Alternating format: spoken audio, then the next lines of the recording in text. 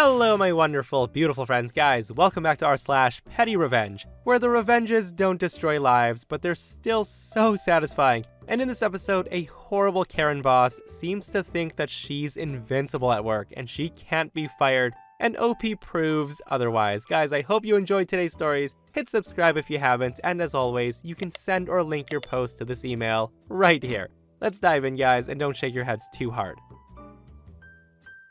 Okay, so I wasn't there, but my mom told me this story. So my mom accidentally ran into someone's heel with her cart in Costco. My mom is the nicest lady ever, and she starts apologizing profusely, but the guy was just nasty. The guy cussed her out so loud in front of everyone, and my mom just stayed calm and she apologized some more, but finally had to walk away when he just kept berating her. Later on, when she got up to the checkout, a couple approaches her, snickering and trying not to bust up laughing.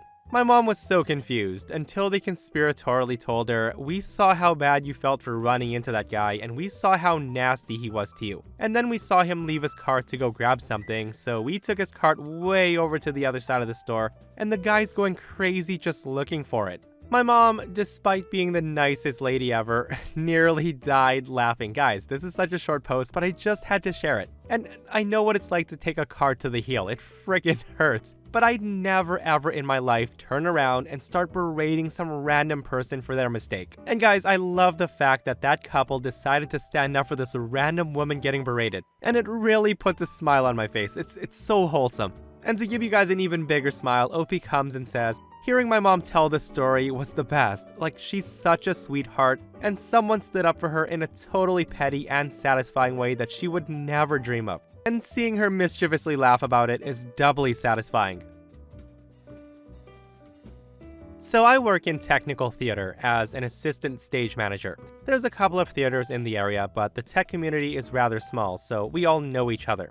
Now, I work for a smaller theater, but I know a few people who work at the largest theater that host the traveling Broadway shows. These shows are really popular and hard to get tickets for if you're not a season ticket holder. And season tickets can run about $1,000 per seat for 7 shows. Tickets are normally $150 for an individual show, but can go up significantly if they know the show's gonna be popular. The husband of one of the directors I work for is on board of the theater, and sometimes can score good seats at a discounted rate. With that said, this season Aladdin is coming to town, a show my future mother-in-law has been dying to see. She asked me if I could possibly get her and a friend a seat so they could go see it. I called in a favor with my director, and she managed to get 2 prime seats. Since her husband's on the board, she gets a discount, so the tickets ended up only being $75 for 2 seats. I reserved them in my name, with the understanding that my mother-in-law will pay for the tickets.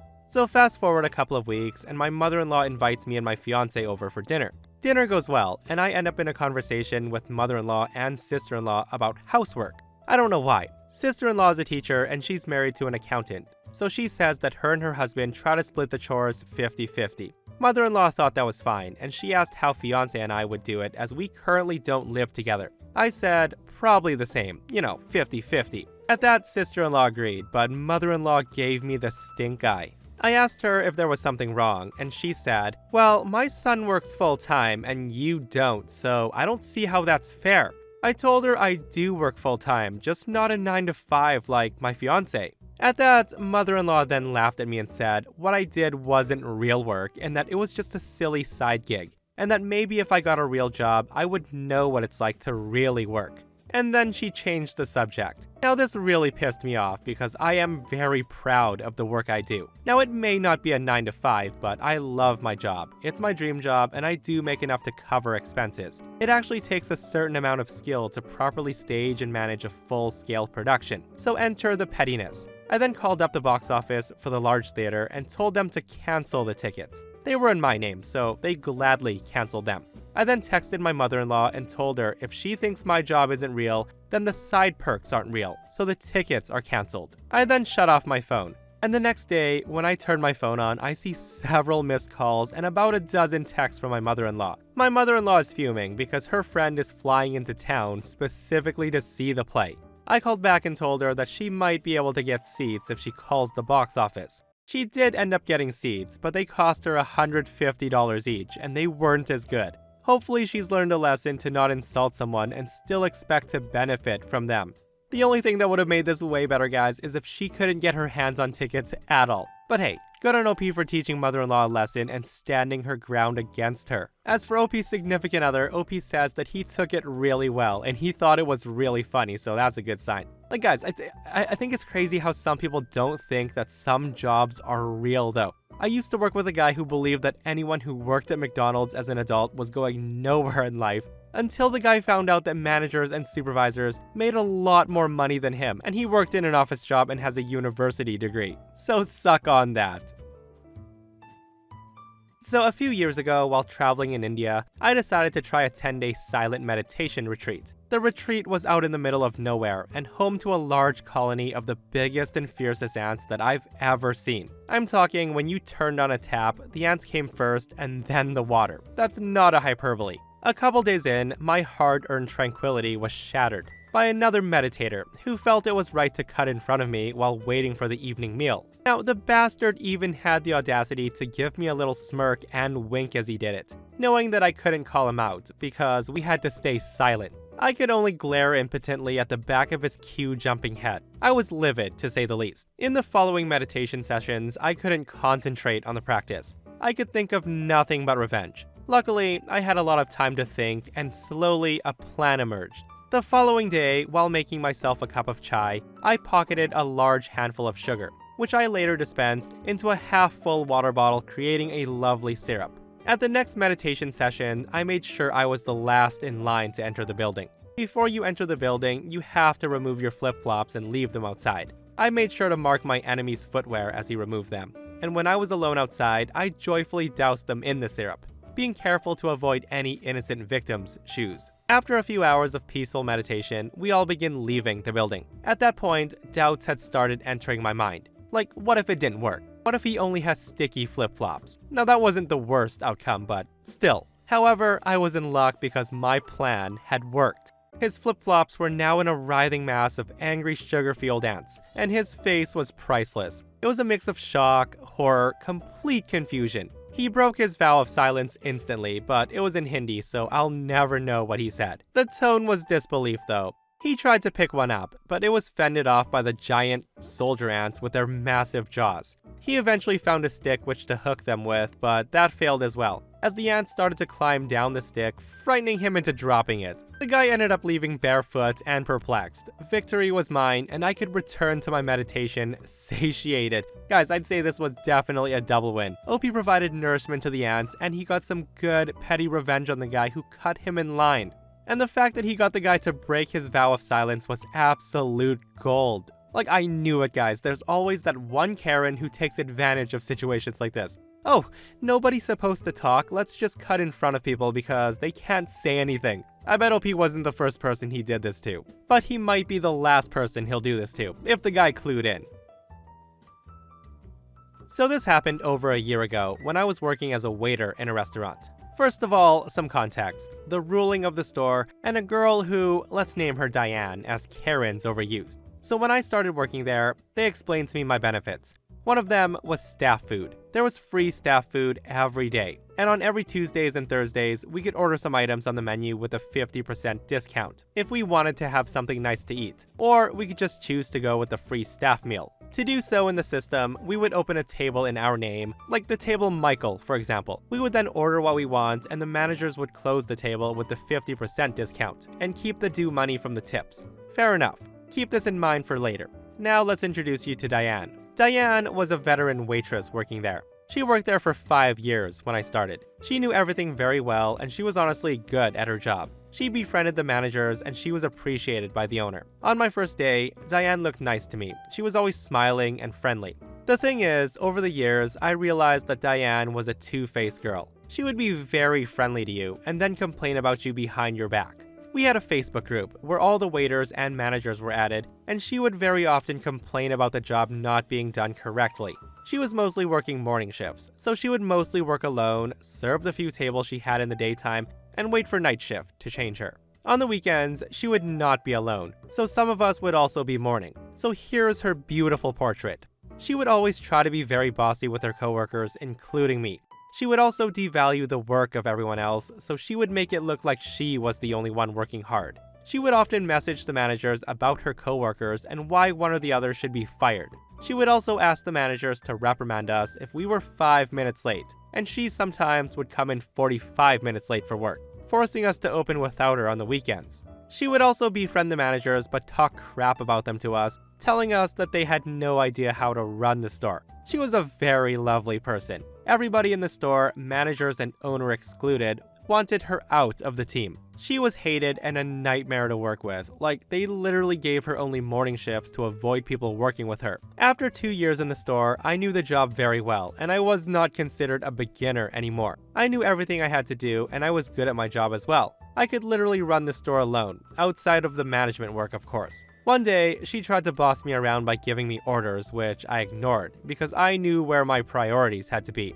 And she didn't like that at all, and I loved it. The more she would ask me to do something, the more I'd do everything but that. At the end of the shift, she went to speak with the manager about me, trying to badmouth me to have me fired. And then she went to my coworker, let's name him Tony, who then came to me to repeat what she said. She told Tony that she would try to do everything in her power to get me fired, which I replied, very pissed, "Alright, so let's talk about the fact that you're paying for her food for the last 2 years now."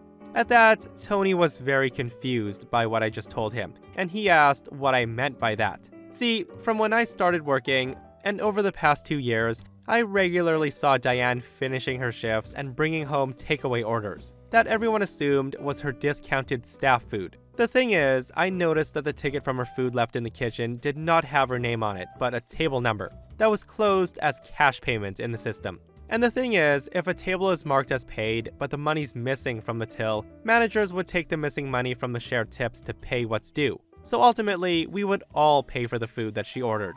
Back then, I remember asking her about it, and she replied something like, "Don't worry about it, managers know, it's okay." Now, I didn't believe her, but being the new guy, I didn't want to create any trouble, so I just let it be. And for over 2 years, she just ordered and ordered.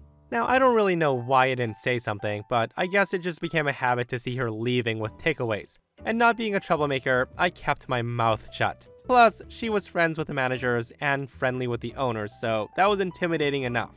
Tony was stunned that I never said anything about this, since absolutely everyone was waiting for anything to get her fired. I apologized and told him to just observe her and look carefully at what she was bringing home. And guess what? The very next day, Tony caught her. He checked what she was bringing home, checked in the system, and confronted her. And she started stuttering and panicking, trying to quickly get out of the situation, and she just headed home. Tony then told the managers what happened, who confronted her by text message. She tried to play it off as a misclick, and then she said she would pay it, but nothing could trick the managers. She lasted until the end of the week, and then she got removed from the team. We shared her tips and rejoiced over our defeated enemy in the Facebook group. I even took a warning for offering shots to everybody, celebrating her firing. It was worth it. I would do it again. So yeah, the moral of the story is don't be doing shady crap where you work because it'll catch up to you, especially if you run your mouth and everybody hates you. And scrolling through the comments, a lot of people are also saying that management should not be taking tips from servers to balance out a till, as that's highly illegal. Alright, so long story short, COVID killed my small business, and I took a job as a server for some extra cash. I like my job, my coworkers, and my managers, except for one, who, let's call her Sherry. Now Sherry is an uber Christian, which is fine. To each their own. We had a fantastic working relationship until she found out that I was a practicing pagan. Since then, she's been messing with me, giving me the worst sections and not letting me off when I'm scheduled. She also tells everyone that I'm a Satan worshipper. Now, I don't even believe in Satan, let alone worship him. You know, petty stuff. So whatever, until last Sunday. I was scheduled off at 9 o'clock. At 8:50, she sat me with a 6-person table. Keep in mind, there are gals who were closers that should have gotten the tables. My kid was due to be off work across the street at 9:30. So I asked one of my closers if they want the table, and they do. I say, that's great, and go about my business doing my side work. I finish up, get the required signatures of the closers, and head to the office to ask Sherry to walk me out, as we have to be walked out and frisked by a manager when we leave. She smirks and says, well, let's go look at your section. Okay then, I've had my work checked, so whatever. She then starts nitpicking, where the salt goes, how the sugars are wrong, stuff that literally none of our other managers care about. She then tells me that I can't leave, that I have to clean the table that had the 6 people. It was completely counter to the usual procedure. If you're the last one to wait tables at close, you are the one to clean the tables and fill the salt and sugar and sweep, regardless if the table is in your section. At this point, she's screaming at me with customers listening. And I've had enough. I tell her that I feel like she's messing with me and discriminating against me. Hearing me call her out, her response isn't, "No, I'm not. I'm sorry you feel that way." Her response was, "So?" I say to her, "So what? You don't care that I feel you're discriminating against me?" Sherry says, "Nope, I don't care about you." She then taunts me and says to go ahead and call corporate because she's an African American female and nobody can touch her. At least 5 other people hear this, and I'm thinking, well, okay then. So the next day, I call the GM and explain the situation, and he's appalled. I tell him I'm calling corporate and letting him know as a courtesy. He says he understands, and I call corporate and they're furious and concerned about potential litigation. In short, Sherry's toast. Remember kids, religious discrimination will get you fired, so don't be an a-hole. Oh yeah, hearing that Sherry is toast is putting a huge smile on my face, guys. Especially after the fact that she basically dared OP to call corporate because she's untouchable for being a female African American. Like, come on, did she really say that? So, scrolling through the comments, a lot of people are skipping over the fact that employees also have to be frisked before leaving work, guys. Like, what the heck is that all about? OP explains and says they absolutely do not take measures to prevent customer theft. And it happens all the time. They even check the food you take home in boxes to make sure you've paid for every single item. But yes, they frisk us before we leave. Okay, so I'm just gonna outright say that OP works at Cracker Barrel, guys. And if you search up the post, she says she works at Cracker Barrel, so it's no secret. And a lot of people are commenting saying that they've worked at Cracker Barrel before, and they agree that you need to bring in clear purses and bags if you're an employee. Like, it just sounds so ridiculous to me. And guys, I've never worked in a restaurant before, so if you have, let me know if this is something they commonly do to prevent employee theft. This year, I got a new job that's been paying me very well.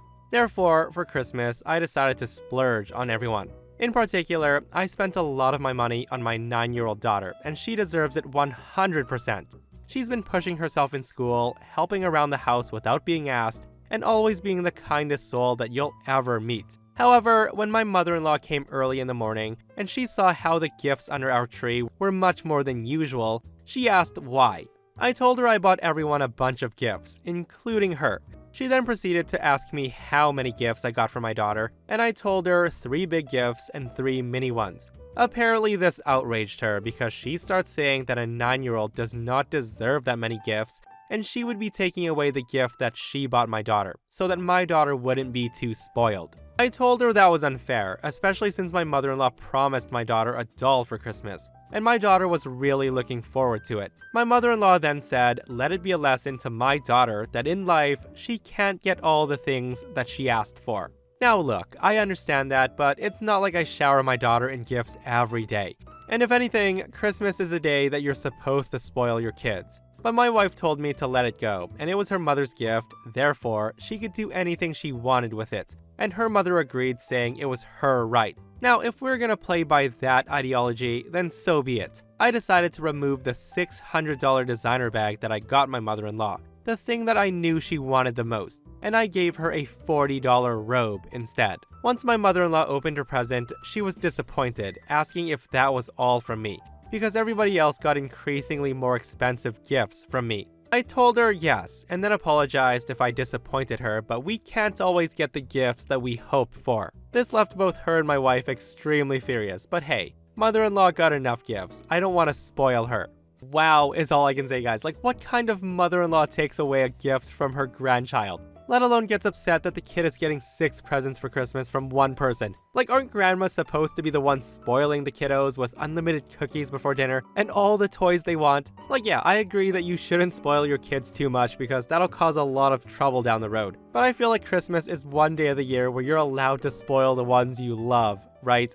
In my opinion, OP was way too kind to even give her a robe. It should have just been an empty box with a note that reads, "In this box was supposed to be a designer bag you wanted. Sorry, you've been too spoiled this year." And that, my friends, brings us to another end of r/PettyRevenge. Guys, I hope you enjoyed today's stories. If you did, hit that like button. And if you're not subscribed, consider subscribing so you don't miss these crazy stories. And if you missed the last episode on the channel, I'll link it right here. A Karen dines and dashes and says she's allowed to because she's famous. It's such a funny story, so go check it out if you haven't. And myself and Stevie Boy will see you guys in the next one. We love you.